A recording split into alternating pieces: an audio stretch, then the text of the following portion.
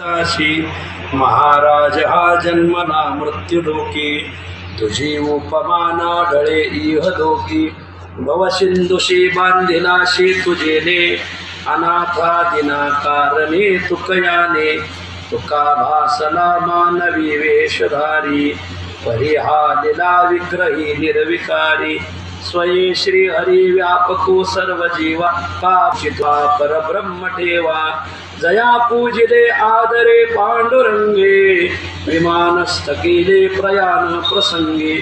तनो मानवी दिव्य रूपीच केले, न त्यागितिये दिव्य लोकासी नेले. जगद्गुरु तुकाराम महाराज की. रामकृष्ण पुण्य पावन आपला धाराशिव जिल्हा आणि धाराशिव तालुका येथे करजखेडा चौरस्ता येथे पुण्य पावन आपल्या सर्वांच्या मातोश्री हरिभक्तीपरायण अंकवासी मुद्रिकाबाई घोष यांच्या 30व्या स्मरणानिमित्त जगद्गुरु तुकोबारायांच्या संगाथान सोहळा आपल्या सर्वांचं श्रद्धास्थान वैकुंठवासी तात्यासाहेब महाराज वास्कर, रोमनी कानेगावकर आणि खंडादेव महाराज करजखेडेकर या साधूंच्या आशीर्वादाने आपला हा कपारान सोहळा संपत आहे. या भोसले परिवाराने हा कार्यक्रम जो आखलेला आहे त्यांचे सर्व काम पाहणारे विश्वनाथ दत्तू भोसले, दत्तात्रय विश्वनाथ भोसले आणि ज्ञानेश्वर विश्वनाथ भोसले भोसले परिवाराने जगद्गुरु तुकोबारायांच्या गाथेचं पारायण आरंभ दिलेलं आहे. आणि या निमित्ताने आज आपल्या सर्वांच्या दर्शनाचा योग मनात आलेला आहे. जगद्गुरु तुकोबारायांच्या गाथेचं पारायण आणि ज्यावेळेस भंडारा डोंगरावर गाथा पारायण झालं त्यावेळेस ही तिथं डोंगर पारायण झालं. तेव्हापासून मग भोसले बाबांचा यांचा सगळ्याचा विचार की आपल्यालाही गाथा पारायण करायचं. आणि निमित्ताने त्यांनी आपली सगळं घेतले.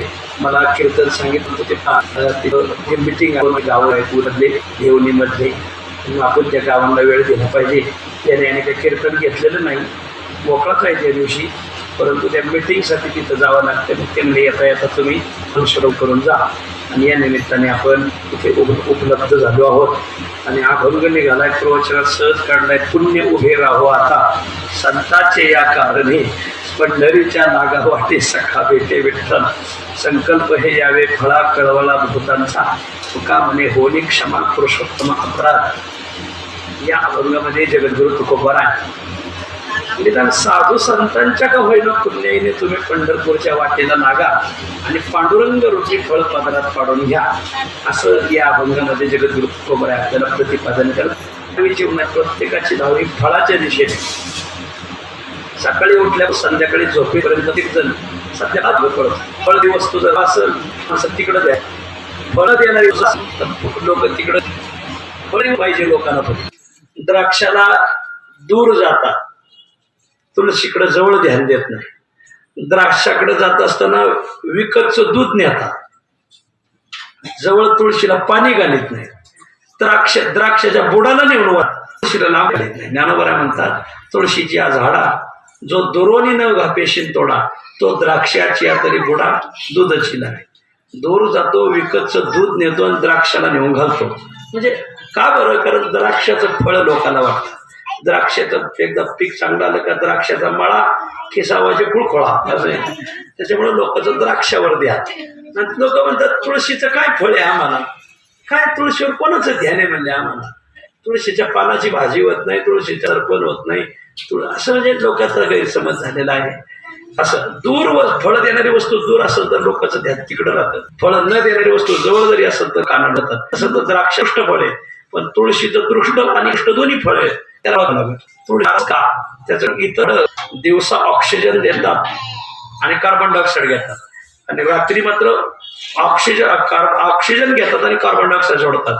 पण तुळस हा असा एकच वृक्ष आहे की हा 24 तास ऑक्सिजनच देतो, म्हणून दारात तुळस. हे वैज्ञानिक कारण आहे. आता हे डॉक्टरांच्याच घरचं कार्यक्रम असल्यामुळं त्या अंगाने थोडं सांगितलं पाहिजे. आणि म्हणून दारात तुळस का, त्याचं हे कारण आहे. त्याचं फळावर ध्यान कसं आहे.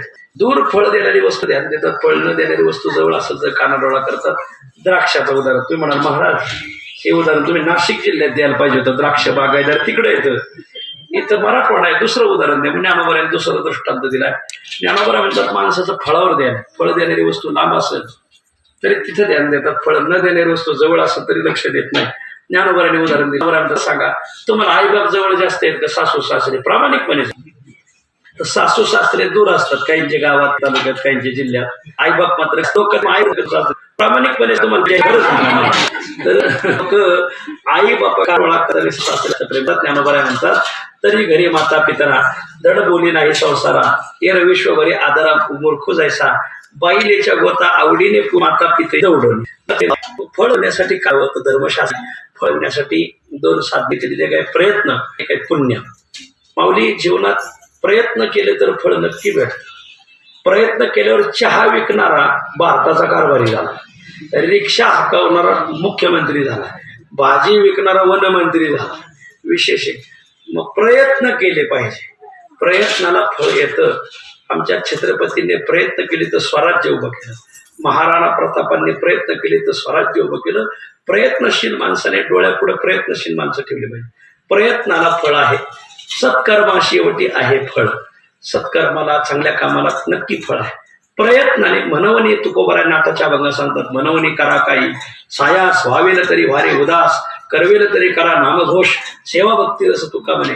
आमच्या जुन्या साधू संतांनी खूप प्रयत्न केले. जर देवतीही बळे धरिला सायासे करून या नाश उपाधीचा सायास करून देव धरला. आणि म्हणून जीवनात आलेल्या माणसाने प्रयत्न केले पाहिजे. एक फळ मिळवण्याचं पहिलं द्योतक सांगितलं प्रयत्न, आणि दुसरं द्योतक सांगितलं पुण्य. कोणी म्हणाल बा हे पुण्यवाद कशाला सांगता तुम्ही? प्रयत्नाला फळ आहे. कधी कधी प्रयत्न करून जर फळ भेटत नसेल तर मग मात्र तिथं पुण्यच मांडलं पाहिजे. दोन उमेदवार उभे राहतात, दोघांचे प्रयत्न सारखेच असतात. दोघं रात्रात पळतात, दोघं पैसे वाटितात, दोघं माणसं रात्रात उचलून येतात, पण निवडून एकच येतो का नाही? मग दोघांनी जर प्रयत्न केले मग दोघांना सगळं फळ भेटायला पाहिजे. ज्या अर्थी प्रयत्न दोघांनी सारखे करून फळ भेटत नाही त्या अर्थीमध्ये पुण्य मानलं पाहिजे. ज्याच्या पदरी पुण्य त्याला फळ, ज्याच्या पदरी पुण्य नाही त्याला फळ नाही. हा नियमच हा मानावाच लागतो असे. म्हणून मानवी जीवनात आल्यानंतर माणसाने जशी धनाची बँक उभी केली तशी पुण्याची बँक उभी केली पाहिजे. पुण्य पाहिजे बहुत. आमच्या लहानपणापर्यंत दारात जर एखादा भिकारी आला तर कोणी त्याला आम्ही लहान आम्ही पोरं म्हणायचं जा पळ, इथं काही नाही. पण आई म्हणायची नाही नाही नाही, त्याला अर्धी का होईना शिळी का होईना भाकर द्या, पण द्या. दारातून कोणी विनमुख जाता कामा नाही, कारण ते पुण्य. आणि ते पुण्य आज कामाला मला आलं, मी तर तुमच्या पुढे येऊन बसलो का? पुण्याशिवाय काही नाही. मग माणसाने जसं बँकेत पैसे जमा करतात तशी माणसाची पैशाची जशी बँक असावी तशी मानवी जीवनात आल्यानंतर पुण्याची बँक असावी. जीवनामध्ये जर पुण्य उभं असेल तर काही होऊ शकतं. आणि म्हणून मग जगद्गुरु तुकोबारायांचा हा भंग जो मी निवडलाय तो त्याच अनुष्य निवडलाय. काही गोष्टी पुण्यच लागत. कशा कशासाठी पुण्य लागत? एक देवाची आवड होणे. काय देवात मंदिर जवळ राहतात पण देवळात जात नाही. काही माणसं दुरून येतात आणि दर्शन जातात महाराज. काही दुरून शेतात राहतात, गावातल्या ग्रामदेवताच्या दर्शनाला येतात. काही शहरात राहतात, पण आपल्या गावचा उत्सव आहे, आपल्या गावचं दैवत आले. आणि काही देवळाजवळ राहते. पांढरे लिंब टरकल देवा दारात आणून टाकते. तुम्हाला पांढरे लिंब कशाला म्हणते मी तुम्हाला प्रवचन झाल्यावर सांगत, आता नाही सांगत. या गुन्हे काय याचा सरळ अर्थ काय? देवाविषयी आवड होण्याला पुण्य लागत ना. तुम्ही किती देवळाच्या जवळ जरी राहत असले पण पुण्य जर नसेल तर जाण्याची बुद्धी होत नाही. होता सुकृता जोडी म्हणून विठ्ठली आवडी पुण्य होत. असं जन्मांतरी अशी पुण्य सामग्री माझी वागली असते. देवा आवडला पुण्य लागते, तसं देवाच्या गावाला जायला पुण्य लागतं बरं का. पंढरपूरला जाण्यासाठी संतांनी सगळ्याला हाक मारली. आलिया संसारा उठा वेग करा शरण जा उदारा पांडुरंगा पंढरीशी जारे आल्यानं संसारा दिनाचा सोयरा पांडुरंग जारे तुम्ही पंढरपुरा तो सोयरा दिनाचा सोय. शेकडा भंगातून समाजाला जागा केलं, पण ज्यांचं पुण्य तेच गेले मारा. वा सुकृत पापिया ना ठवे काही केलं पुण्यवाना म्हणती पापियाचे पटपूर. आपल्याकडे मराठवाड्यात आपल्याला पंढरपूर मराठवाडी म्हणे बाबा पंढरला जायला पुण्य लागत. वा हा झाला सिद्धांत. ते सिद्धांत का महाराज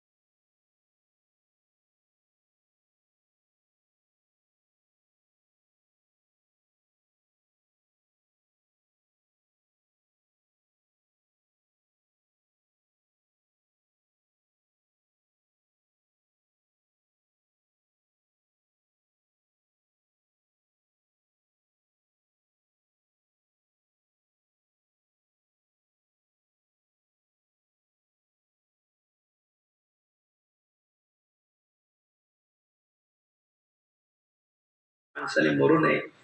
पुन्हा तुम्ही म्हणता की पंढरपूरला जायला पुण्य लागत. आता तुमची बुद्धी की पंढरपूरला जायचंय, पण ज्या अर्थी आतापर्यंत गेलो नाही त्या अर्थी पुण्य नाही. पण आता तर जायचंय तुम्ही तर नेमक्या पुण्य नसतं होत नाही, मग जायचं कसं? मग आजच्या अभंगात तुकोबरांनी त्याला योजना आणली, बाबा तर पंढरपूरला जायचंय, पण पुण्यवानालाच पंढरपूर करतं. ज्या अर्थी तू आतापर्यंत गेला त्या अर्थी तू पुण्य. आता तुला जर तर तुला पुण्य उभं करावं लागेल.